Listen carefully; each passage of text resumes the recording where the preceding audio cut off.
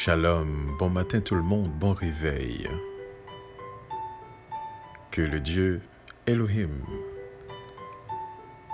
le grand, le Créateur, puisse vous conduire, vous garder, vous protéger ce matin, pendant que vous allez vous adonner à vos occupations.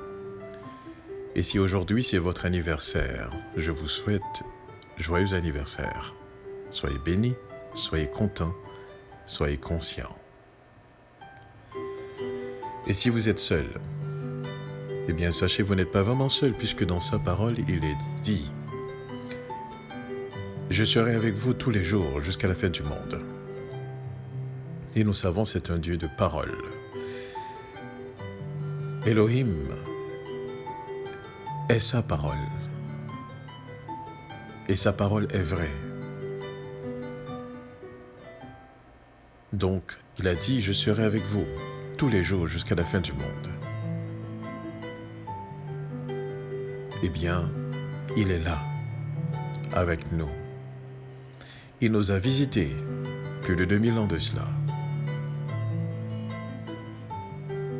Et il a eu un impact extraordinaire dans sa sagesse, dans sa parole sur le monde. Quoique celui-ci l'a rejeté.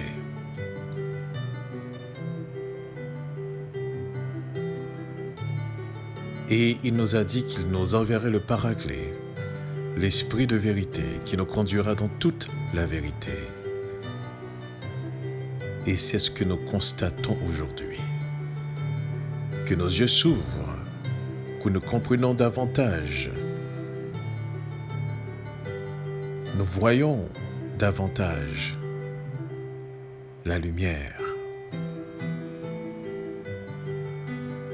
Et il nous a dit aussi qu'il nous parlera de Yeshua. Nous pouvons aujourd'hui faire la différence entre Yeshua, qui nous est donné comme modèle, et tous les autres. Et la troisième des choses qu'il nous a dit, il nous annoncera l'avenir, des choses à venir.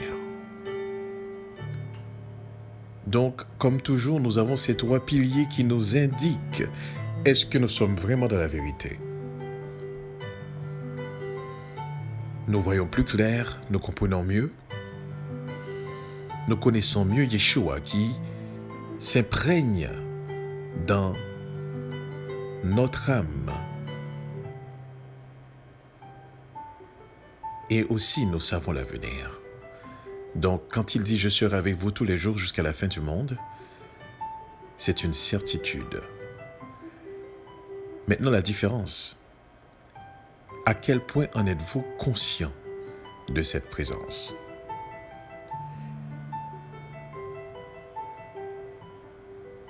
Nous ne sommes pas restés sans connaître les événements, le déroulement du temps.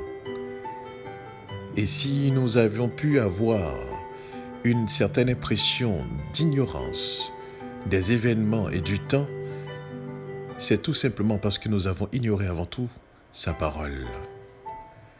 Nous n'avions pas su observer et apprendre les leçons nécessaires. Je vais partager un texte avec vous justement concernant l'avenir.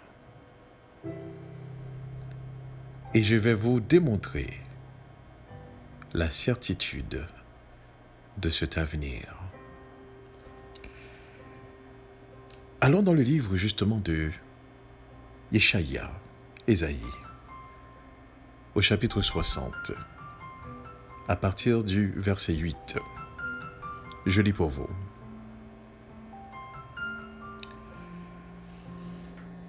Qui sont ceux-là qui viennent volant comme un nuage ou comme des colombes qui regagnent leur colombier?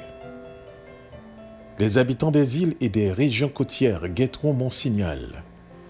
Les vaisseaux au long cours viendront les tout premiers pour ramener tes fils de loin avec leur argent et leur or, pour faire honneur à l'Éternel, ton Dieu, et ton Saint d'Israël qui te fait resplendir. Les étrangers rebâtiront tes murs. Leurs rois te serviront, car je t'avais frappé dans mon indignation, mais maintenant, dans ma faveur, je te témoigne ma tendresse. Tes portes, jour et nuit, seront toujours ouvertes. On ne les fermera jamais pour laisser affluer vers toi les trésors des nations et leurs rois en cortège qu'on mène de force vers toi. Car la nation ou le royaume qui ne te sera pas assujetti disparaîtra. Oui, cette nation-là sera complètement ruinée. Laissez-moi relire encore pour vous. Qui sont ceux-là qui viennent volant comme un nuage ou comme des colombes qui regagnent leur colombier? Les habitants des îles et des régions côtières guetteront mon signal. Les vaisseaux au long cours viendront les tout premiers pour ramener tes fils de loin avec leur argent et leur or pour faire honneur à l'Éternel ton Dieu et au Saint d'Israël qui te fait resplendir. Les étrangers rebâtiront tes murs. Leurs rois te serviront, car je t'avais frappé dans mon indignation, mais maintenant dans ma faveur, je te témoigne ma tendresse. Tes portes, jour et nuit, seront toujours ouvertes. On ne les fermera jamais pour laisser affluer vers toi les trésors des nations et leurs rois en cortège qu'on mène de force vers toi. Car la nation ou le royaume qui ne te sera pas assujetti disparaîtra. Oui, cette nation-là sera complètement ruinée. Voici un texte qui parle de l'avenir. Et l'une des choses que j'aime beaucoup dans la parole de Elohim, sa parole traverse le temps. Lorsque Elohim parlait par l'entremise de Moïse au peuple d'Israël, et qu'il leur disait, écoutez, je mets devant vous la bénédiction et la malédiction. Si vous suivez la bénédiction, c'est-à-dire si vous obéissez à Elohim, voici la bénédiction qui vous attend. Et si vous désobéissez à Elohim, voici la malédiction qui vous attend. Et il a décrit tout ce que le peuple allait vivre.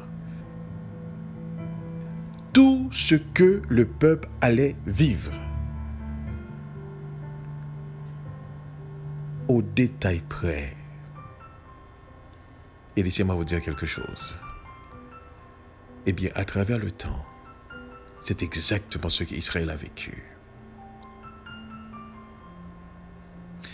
Et dans le livre de Daniel, au chapitre 10, au verset 14, il est dit ceci. Alors c'est l'ange qui parlait avec Daniel, qui dit à Daniel, « Je suis venu pour te faire comprendre ce qui arrivera à ton peuple dans l'avenir, car c'est encore une vision qui concerne ce temps-là. » Et nous venons de lire justement dans le livre d'Ésaïe, au verset 8, écoutez bien ceci. Dans le temps où est-ce que ce texte était écrit, il n'existait aucun moyen de transport. Je parle moyen de transport par air. Et le texte dit, « Qui sont ceux-là qui viennent volant comme un nuage et comme des colombes qui regagnent leur colombier ?» Et il dit, « Les habitants des îles et des régions côtières guetteront mon signal. Les vaisseaux au long cours viendront des tout premiers pour ramener tes fils de loin avec leur argent et leur or pour faire honneur à l'Éternel, ton Dieu et au Saint d'Israël qui te fait resplendir. » Je ne sais pas exactement ce que vous avez compris, mais moi, ce que j'ai compris, j'ai compris justement qu'il y avait des bateaux qui avaient amené captifs les enfants d'Israël.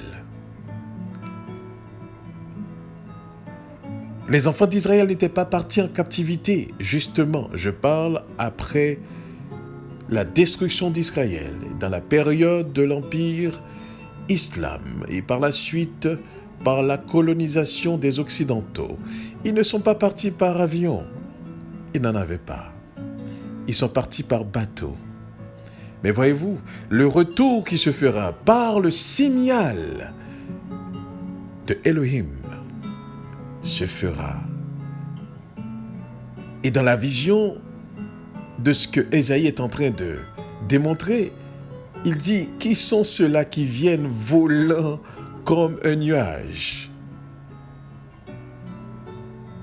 Le retour se fera par bateau, par tous les moyens de transport qu'aujourd'hui nous connaissons. Mais ce retour ne se fera pas par la décision du peuple d'Israël. Ce n'est pas Israël qui va décider, moi je retourne, comme un petit peu que vous pouvez constater dans le monde présentement. Il y a ce sentiment, ce besoin de retour, bien entendu vers l'Afrique. Le retour d'Israël ne sera pas un événement vraiment isolé. C'est un événement qui secouera le monde. C'est un événement qui secouera le monde.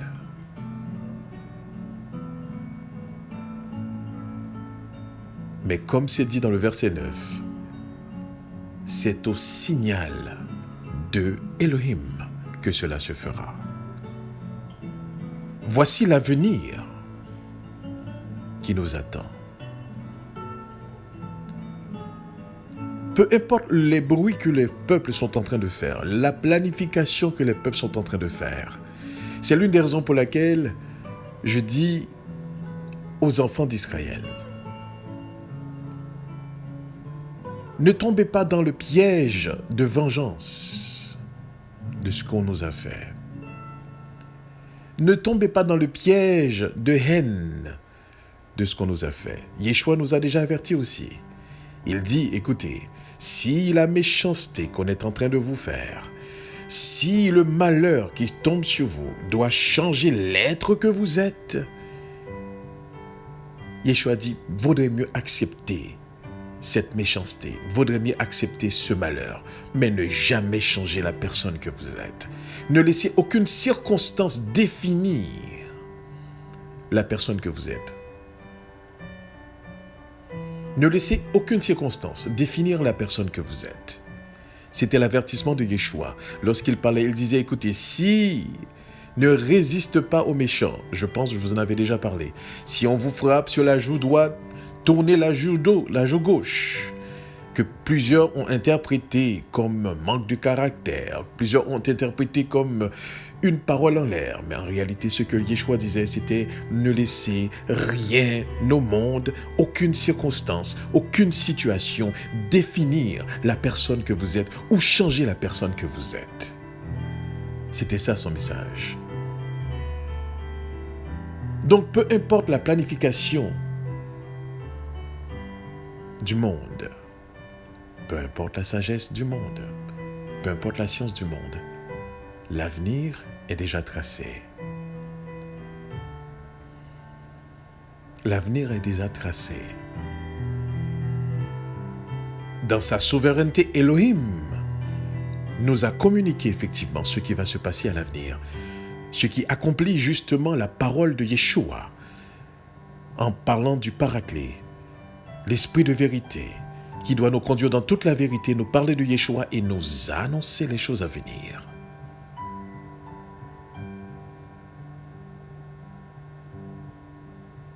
Mais lorsque nous n'avions pas confiance en Elohim, eh bien, ce qui se passe, c'est que nous attendons toujours de voir pour croire.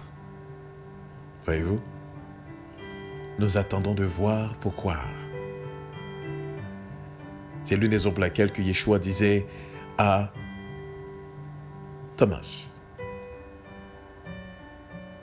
Heureux celui qui croit et qui ne voit pas. Parce que ce que vous n'avez pas compris, vous n'avez pas saisi. Ce n'est pas la croyance, notre croyance qui va concrétiser, réaliser la parole de Elohim. Comprenez bien ceci. Je répète. Ce n'est pas nos croyances qui vont concrétiser ou réaliser la parole d'Elohim. Tout ce que nos croyances pourront faire, par exemple, c'est nous préparer afin d'y avoir part.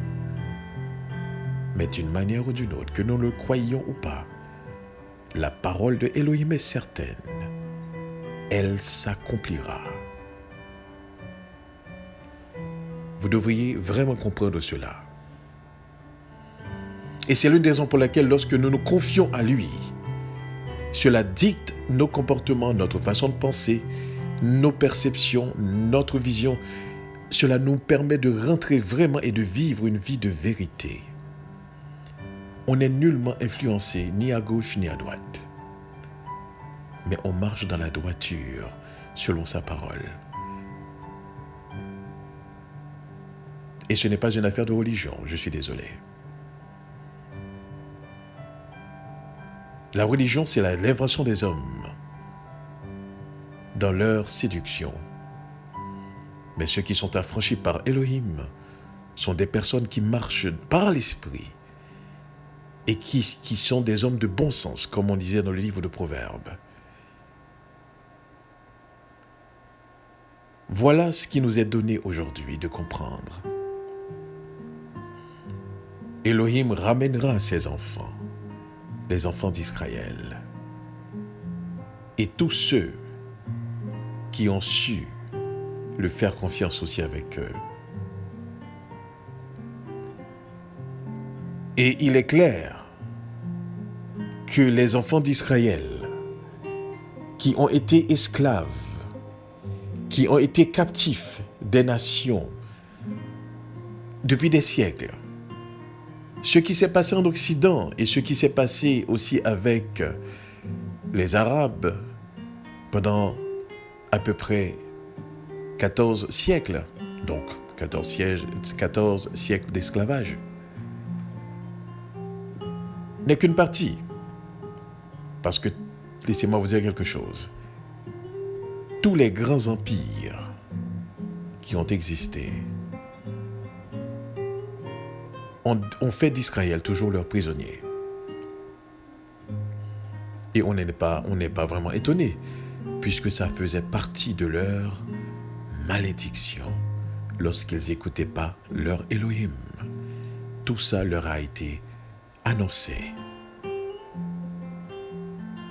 Mais par conséquent, eh bien, tout ce qu'ils ont vécu, maintenant ce peuple va regarder les étrangers qui vont rebâtir ces murs. Ils vont regarder des dignitaires, des rois, des présidents, si vous voulez, aujourd'hui, qui vont servir, qui vont le servir. Car Elohim dit, je t'avais frappé dans mon indignation, mais maintenant dans ma faveur, je te témoigne ma tendresse. Et Elohim dit, tes portes jour et nuit seront toujours ouvertes, on ne les fermera jamais pour laisser affluer vers toi les trésors des nations et leurs rois en cortège qu'on mène de force vers toi. Quand Israël sera rétabli dans sa splendeur, quand le monde verra ce peuple, le peuple de Dieu, un peuple oublié, complètement rejeté, un peuple répartis dans les 4 coins de la terre, quand ils vont voir ce peuple se réunir de manière vraiment extraordinaire, eh bien les nations sauront qui est Elohim véritablement. Ceux qui sont simples, leur esprit s'ouvriront.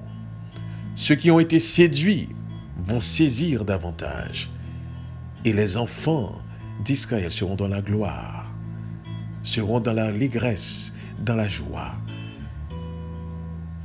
Et ils vont comprendre véritablement qui ils sont. Voilà l'avenir. La question à se poser maintenant ce matin. Quelle est votre compréhension et votre source pour comprendre l'avenir? Sur quoi appuyez-vous pour avoir une lueur de l'avenir? Dans le monde, il existe plusieurs types de personnes qui peuvent prédire, semble-t-il, l'avenir. Vous pouvez avoir des astrologues, vous avez des experts, des scientifiques. Tout le monde prétend capable de prédire l'avenir d'ici 10 ans, 20 ans, même jusqu'à 100 ans, 300 ans. Mais laissez-moi vous dire quelque chose. Parmi tous ceux qui sont capables, qui pensent être capables d'annoncer l'avenir, je ne crois qu'une seule personne. Yeshua. Yeshua. Et il nous a annoncé l'avenir. Sa parole nous a annoncé l'avenir. Il nous a parlé justement qu'il y aura des guerres et des bruits de guerre. Il nous a parlé des famines qui vont avoir lieu. Il nous a parlé des tremblements de terre qui vont avoir lieu. Il nous a parlé aussi justement des faux prophètes qui devaient se démontrer. Ne voyons pas tout cela?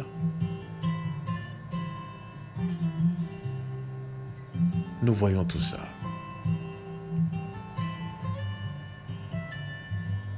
Et j'aimerais vous dire quelque chose ce matin. Vous, particulièrement qui vivez en Occident, en Europe, depuis quelques décennies, ce que nous constatons, c'est la dégradation spirituelle. Et cette dégradation spirituelle amène une dégradation morale. Et cette dégradation morale amène des mauvais mœurs, comme vous pouvez le constater. Et tout cela ne dit que tout simplement que la chute d'un empire. Je ne sais pas comment vous le voyez, mais le monde s'en va vers sa fin. Et laissez-moi vous dire quelque chose. Je risque de vous décevoir en disant cela. Mais il n'y a pas,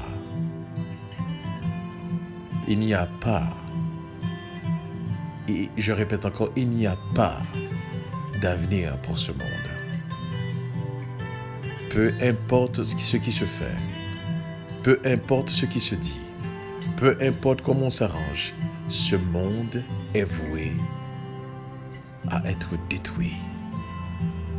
C'est l'une des raisons pour laquelle que Elohim nous appelle hors de ce monde, hors de ce système, hors de la spiritualité de ce système, hors de la compréhension de ce système, hors de la façon de vivre de ce système, hors du comportement de ce système, de l'attitude de ce système, de la philosophie de ce système, de la vision de ce système. Parce qu'il est voué, ce monde est voué à être détruit. C'est fini. Il y a un autre monde qui est à l'horizon. Ne perdez pas votre temps, justement, à concevoir, à voir dans ce monde un avenir.